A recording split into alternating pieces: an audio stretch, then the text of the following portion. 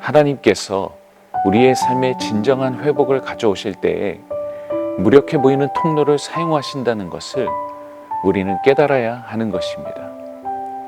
무력한 존재 속에 예수님과 하나님의 나라를 보내셔서 근원부터 변화를 시작하시는 것이 바로 하나님의 방식이란 것을 우리는 알아야 하는 것입니다. 이사야 11장 1절은 이것을 아름답게 잘 표현하고 있습니다. 이새의 줄기에서 한 싹이 나며 그 뿌리에서 한 가지가 나서 결실할 것이요. 여기서 줄기라고 번역한 부분의 원어를 살펴보면 이것은 나무의 줄기가 아닌 베어 넘어뜨려진 나무의 밑둥을 의미하는 그루터기임을 알 수 있습니다. 그리고 이 그루터기는 생명의 기운이라고는 전혀 찾아볼 수 없는 완전한 멸망과 파멸을 의미합니다. 역사적으로 가나안 땅으로 귀환한 이스라엘 민족은 그들이 기대하던 부흥과 회복 대신에 헬라 제국 및 로마 제국의 침공으로 극심한 고통을 경험하였습니다. 그들은 전방위적인 피폐함 속에 생명의 기운이라고는 느낄 수 없는 그런 그루터기와 같은 상태에 놓여 있었던 것입니다. 그런데 바로 이러한 그루터기에서 한 싹이 돋아 나온다고 이사야는 선포하고 있습니다. 이 한 싹이란 것은 새롭게 돋아나는 여린 싹을 의미합니다. 말 그대로 사람의 눈에는 매우 무력하게 보이는 존재인 것입니다.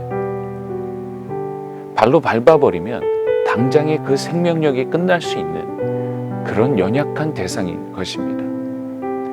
그러나 그 속에는 메시아의 생명, 메시아의 능력이 담겨 있었습니다. 하나님께서는 그 여린 싹 위에 충만한 성령의 능력을 부어 마침내 하나님의 나라를 확고히 세우실 것을 약속하신 것입니다. 말씀은 하나님의 능력이 약한 데서 완전해진다고 선포합니다. 하나님께서는 아기와 여린 싹에 불과한 이들 가운데 예수님의 생명과 능력을 보내셔서 마침내 하나님의 나라가 완전하게 풀려져 나오게 하는 분이신 것입니다. 이것이 바로 하나님께서 사용하시는 방식인 것입니다. 제가 섬기고 있는 산이의 마을교회의 시작은 매우 미약하였습니다.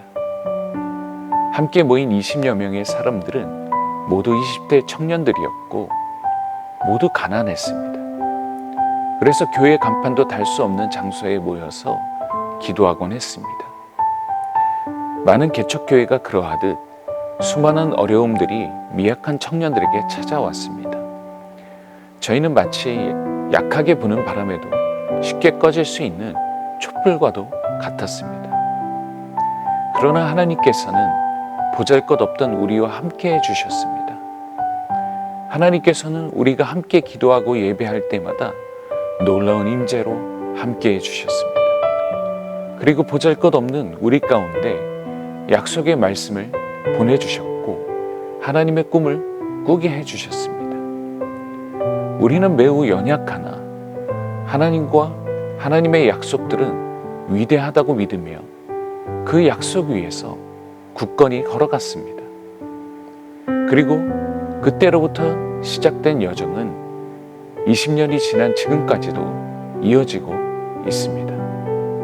그리고 지금은 우리를 통해 더 많은 영혼들에게 그리스도의 생명을 전하게 하시고 있습니다. 그 누구도 20년 전의 여정이 지금까지 이어져 올 것이라고 상상하지 못했습니다. 그러나 우리 가운데 임하신 하나님의 나라와 능력이 이것을 가능케 하셨습니다. 때론 우리의 삶이 그루터기와 같고 아무 소망이 없다고 느껴질 때가 있습니다. 때론 우리의 삶이 말구유와 같이 가장 비천하게 느껴질 때가 있습니다. 그러나 바로 그 순간에도 하나님께서는 함께 하시며 그분의 능력을 우리 가운데 보내십니다. 그분의 나라가 약속의 말씀으로 여전히 우리의 삶에 떨어지고 있는 것입니다.